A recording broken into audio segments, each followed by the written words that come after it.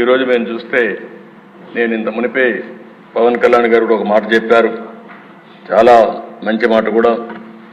మనం ఎవ్వరం కూడా ఇక్కడ ఉండే ఎమ్మెల్యేలందరం కూడా గుర్తుపెట్టుకోవాల్సింది, ప్రజలు మనం ఇంత మురుమారిగా ఏదో పెత్తందారి వ్యవస్థ కాదు, మన ఇష్ట ప్రకారం మనం చేయడానికి.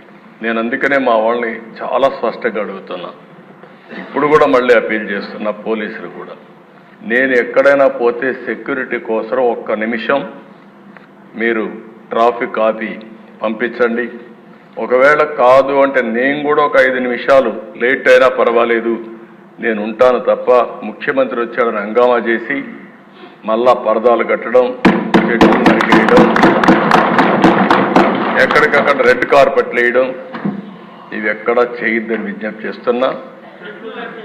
చెట్లు నరికేయడం, ఇంకో పక్కన షాపులు మూసేయడం, స్కూల్స్ మూసేయడం, ఆ స్కూల్ బస్సులన్నీ పంపించడం, హౌస్ అరెస్టులు చేయడం, అక్కడ పోతే అన్ని పార్టీ వాళ్ళని హౌస్ అరెస్టులు చేసి ఎవరిని రోడ్డు మీదకి రాకుండా చేయడం. ఏం పర్వాలేదు, నా మీద ఒక రాయి వేసినా భరించడానికి సిద్ధంగా ఉన్నా.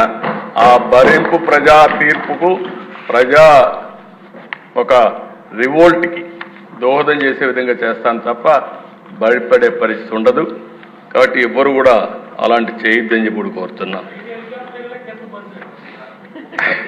మా ఎమ్మెల్యే చెప్పిన దిశ అది ఏంటో ఆశ్చర్యం, నాకు అది అర్థం కాదు. ఎందుకు ఆ పైశాచిక ఆనందం కూడా నాకు అర్థం కాదు. హెలికాప్టర్ పైన పోతుంది, రోడ్డు అంతా బంద్,